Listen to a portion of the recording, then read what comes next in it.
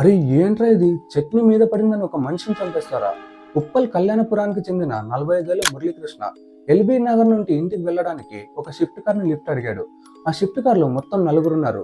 18 ఏళ్ల మహమ్మద్ జునేద్, 18 ఏళ్ల షేక్ సైఫుద్దీన్, 21 ఏళ్ల మణికంఠ అండ్ 16 ఏళ్ల ఒక మైనర్ పిల్లాడు. ఈ నలుగురు మురళీకృష్ణని కారులో ఎక్కించుకుని కొంచెం దూరం వెళ్ళాక ఉప్పల్ తిందామని ఒక హోటల్ కి వెళ్లారు. తింటున్న టైంలో మురళీకృష్ణ ప్లేట్ లో ఉన్న చట్నీ పక్క పిల్లాడి డ్రెస్ మీద పడింది. అంతే ఇంకా ఈ నలుగురు మురళీకృష్ణతో గొడవ పెట్టుకున్నారు. నువ్వు చట్నీ ఎలా చల్తావు, నీకు మా కార్లో లిఫ్ట్ ఇచ్చాం, అది ఇది అంటూ మురళీకృష్ణని బలవంతంగా కారులో ఎక్కించుకున్నారు. ఆ తర్వాత నైట్ 2 గంటల వరకు మురళీకృష్ణని కారులో తిప్పుతూ ఎలా పడితే అలా గుద్ది గుద్ది కొట్టారు. అండ్ సిగరెట్లు తాగుతూ మురళీకృష్ణ బాడీకి రబ్ చేశారు. ఆ తర్వాత 3:30 ఆ టైంకి మురళీకృష్ణని ఎవరు లేని ప్లేస్ తీసుకుని వెళ్లి కారులోని కత్తితో 10 to 8 టైమ్స్ పొడిచారు.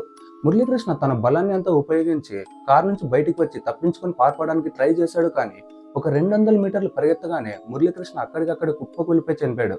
పోలీసులు ఈ కేసును రిజిస్టర్ చేసుకుని సీసీటీవీ ఫుటేజ్ ద్వారా అండ్ అలాగే ఫోన్ సిగ్నల్ ద్వారా ఈ నలుగురిని వితిన్ 24 అవర్స్ లో పట్టుకున్నారు. పోలీసులు ఇన్వెస్టిగేషన్ చేసినప్పుడు వీళ్ళు ఇదంతా గంజాయి మత్తులో చేసినట్లు తెలిసింది. ఈ గంజాయి అడిక్ట్ అయిన వాళ్ళకి మీ వీలైనంత దూరంగా ఉండండి, లేదంటే ఈ గంజాయి మత్తులో వీళ్ళు ఏం చేస్తారో వాళ్ళకు కూడా అర్థం కాదు.